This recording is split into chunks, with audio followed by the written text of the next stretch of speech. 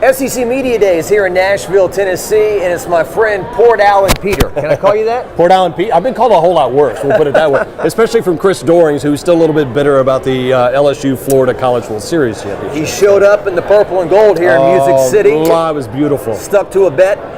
What a year for LSU, right? I mean, 2 national championships in 84 days, I think, and now Brian Kelly on deck. Yeah, I mean, again, I said this on some of our shows. I don't know if there's a stronger, not just brand in college athletics right now, but just all in sports, right? And between what Angel Reese did and Kim Mulkey, and you see Haley Van Lith coming over, and then Livy Dunn, of course, has made some headlines, and then baseball wins it all, and you know, Brian Kelly going to Atlanta, like it's such a good time around LSU athletics. And again, I think it starts here because of what Brian Kelly was able to do in year one.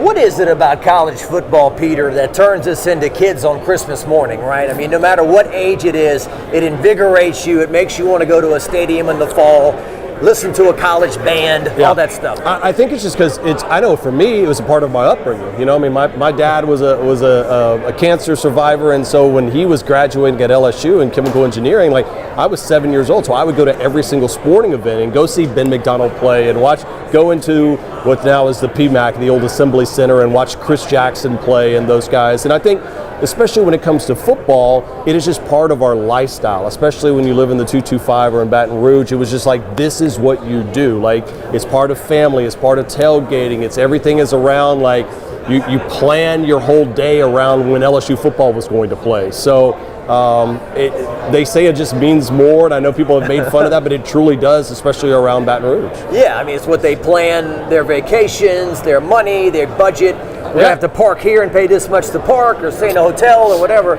all down the line. Jaden Daniels, I had mentioned on Jordy Culotta's show a while back, I thought he could be in the Heisman Trophy conversation. Then I kind of felt like, oh, maybe I shouldn't have said that. But then when I come here, it was a very big talking point with him.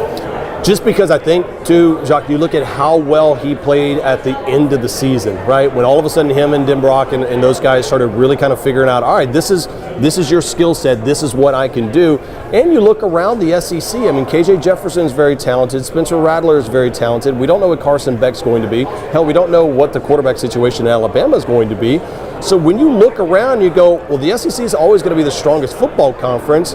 There's traditionally going to be a finalist come out of it. Why not Jaden Daniels? And I thought he handled himself extremely well, was very well polished. And I think there's a lot of LSU fans that should be rightfully excited that he's the QB1. Yeah, the other two guys did a great job as well. Josh Williams, if you wanted to create a student athlete in the lab, 3.7 student, he graduated, he walked on, and now he's doing big things with them. And then Mekhi Wingo, thank goodness for him after the Mason Smith injury a year ago. Yeah, no more celebrations, Mason. Let's just go ahead and sack the quarterback and don't move after that and just line up for the next one, right? No more leaping through the air. Oh, my goodness. I think a couple months ago he said, yeah, I ain't going to do that anymore. So I think that's over with. But he has a chance, too, to be maybe the best player on the team. Yeah, you know, I think there's so much hype and expectations around Harold Perkins, and I think by him kind of changing positions, I think that's going to be a learning process for him. I think there's going to be some good, there's going to be some bad, and I think there's going to be a learning process. But for Mason, I think he's the one who can really kind of turn it around. Like, I go back and look at the 1-2 punch that Alabama had in Dallas Turner and Will Anderson, and they were really, really prime examples of when you have a 1-2 punch, then nothing short of fantastic. So I hope that's the case. If Mason and Harold can both stay healthy, the sky's the limit. Brian Kelly, you told me a year ago, some people don't like Brian Kelly, and as an LSU fan, I don't care, meaning like the outside. Last year he got a bunch of non-pertinent questions here about dancing and a fake accent and stuff that I was, me personally, I was over that like in 5 minutes. Right. But this year the questions, since he earned everyone's respect last year, I think the questions are more about football and, hey, you can win the West again. And frankly, I think he had to earn the respect for LSU fans, right? I mean, this is a quote-unquote northerner. I'll be honest with you. I'm from Port Allen. I'm from Baton Rouge. I did not like Brian Kelly growing up. I always thought he was gruff and a northerner, and then all of a sudden I'm like, okay, when you sit down and you talk to him, you realize this is the CEO. This is the guy that you needed to be kind of that adult in the room that's going to say, we have something special here with Louisiana State football. You've got the facilities. You got the best fans in the country. You have a home field advantage that's second to none. You've got name, image, and likeness rolling. How are you going to have a true kind of CEO leader? And when Brian Kelly walks in the room, he has the same amount of respect of when Nick Saban walks in the room, Kirby Smart walks in the room right now, and that's the reason why he's going to go down as a Hall of Fame coach, and he might damn sure win a national championship. I think Nick Saban, this is the LSU coach that he's had the best rapport with since he left. He and Les Miles, I mean, Miles. For now. If BK keeps beating Nick, I think that will change quickly, right? Right.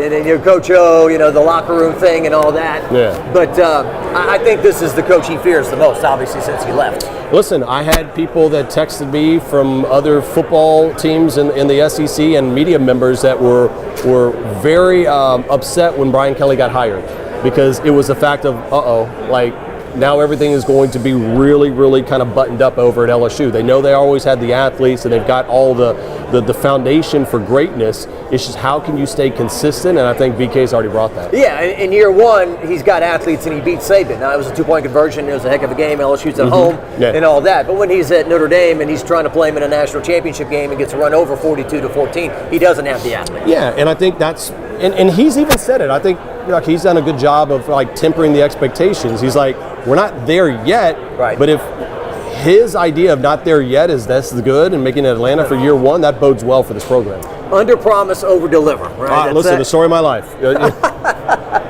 All right, a couple more things with you. So the SEC overall, Nick Saban was here today, and I don't really feel like Alabama has slipped. I mean, they lost 2 games last year on the final play of the game in the most crazy atmospheres on the road. I just feel like Georgia is just elevated, if that makes any sense. But this will be fascinating to watch, Alabama, Georgia this year. Yeah, I mean, I think I think Georgia's still a cut above everybody else simply for the fact of back-to-back national championships. They keep stacking great recruiting classes. And they, Carson Beck is their quarterback. We'll see what that plays out. I think they will be fine. I think that's why this year is arguably the most pressure-packed season in Alabama. Not even for LSU, not for Ole Miss, not for Tennessee, but for Alabama, just to make sure that you don't kind of take that step back. And it's clearly a step back from last year. How do they do that with replacing both coordinators and replacing, Bryce Young and Will Anderson? That's tough for any team right now, and I think it's kind of like Rocky IV when Ivan Drago, the Russian, starts to bleed, and all of a sudden Rocky feels. I think every single SEC school and college football school now says, "Is Alabama on the ropes?" And they smell a little blood in the water. Now, again, that doesn't mean you're going to beat Alabama because they're awfully good, but at least now people start thinking maybe there's something to it. The Russians cut, and it's a bad cut. You got it. You got it. There's no easy way out in the SEC. All right, Peter, thanks so much for joining me, man. You got it, buddy. All right. See ya.